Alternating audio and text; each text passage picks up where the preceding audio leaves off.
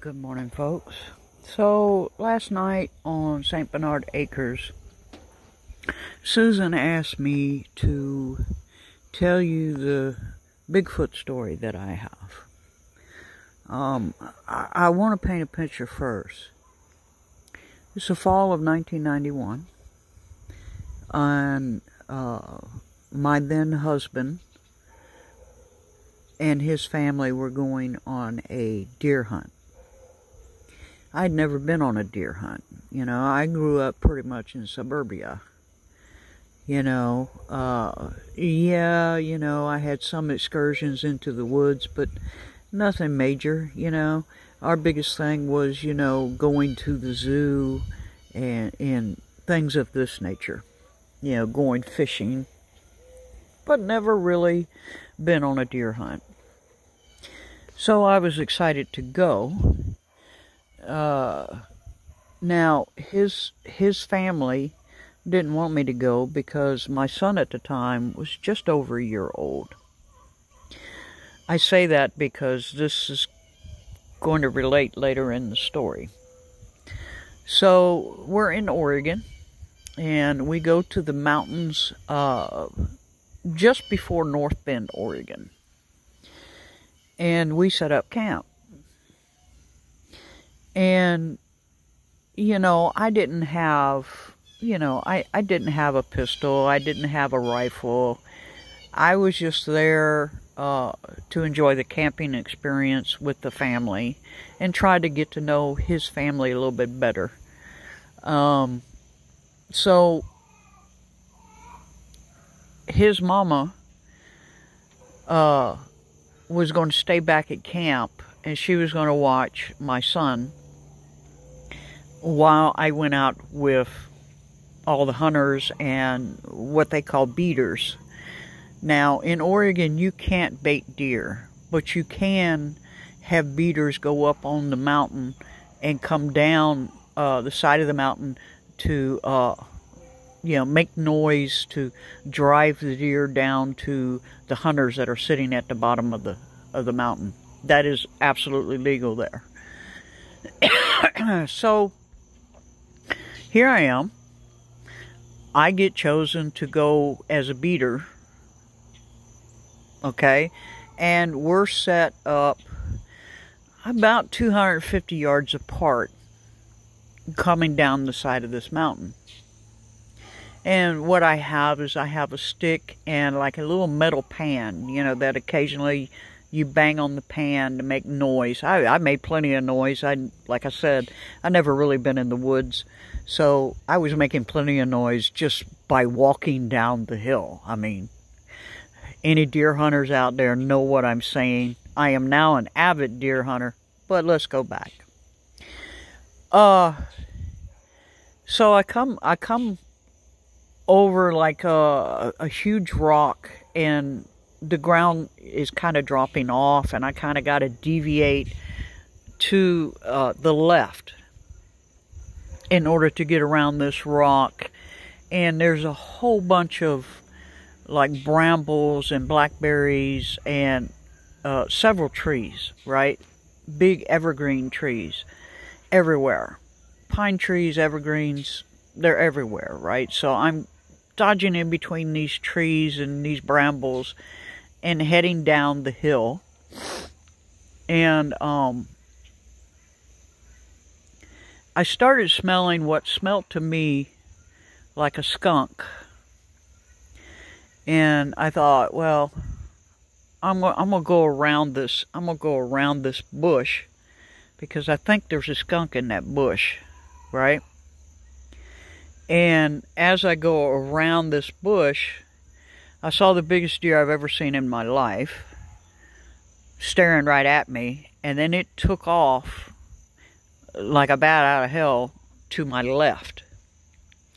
And what I remember about that deer is his nose was solid white, and on one side it had about 6 to 7 points on one side of its antlers. And I'm watching that, right? And I'm thinking, well, I didn't really make any noise. it must have seen me and took off, right? And it's going the wrong way. It's not going down the hill. It's actually going to the left and up the hill. And I'm like, well, damn, you know, that would have been good, right? And I look back to the bush to my right, and I'm like, man, that smell is really, really strong. And I'm thinking, I'm looking at a tree that is standing behind this bush. And then it moved. And to give you an idea, I am 5'2" 3/4. At the time, I weighed about 120 pounds. Okay? And my head was about even with its hip. That'll give you a good idea how big this was. The hair on this creature kind of looked like horse mane hair. You know, it's that thick hair, but it wasn't real long. It was like short, and it was brown and black, and the smell was really a musky, skunkish smell. And I continued to look up, and as I'm slowly looking up, because at this point I'm frozen, because I'm thinking this has got to be a really big bear. That's the first thing I thought, was this is a big bear.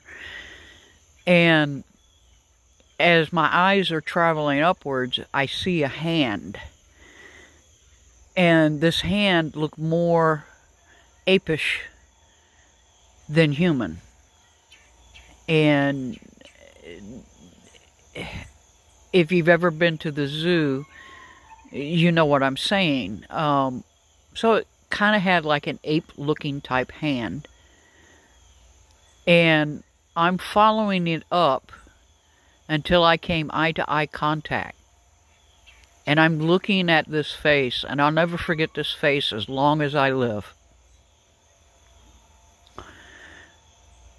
It kind of had a Neanderthalish type face, but it was intelligent. And its eyes were dark like a dog's. I mean, I saw no white. And it just stared at me perfectly still. And then in 2 seconds, it was gone. Silent.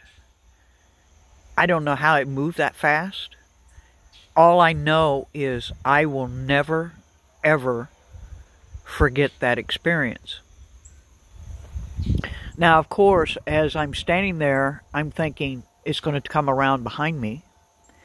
And at that time, the realization came to me that I had already wet myself.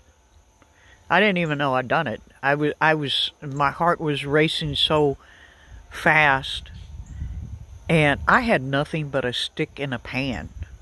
And I'm out in the middle of the woods, and here is this predator, and it's huge.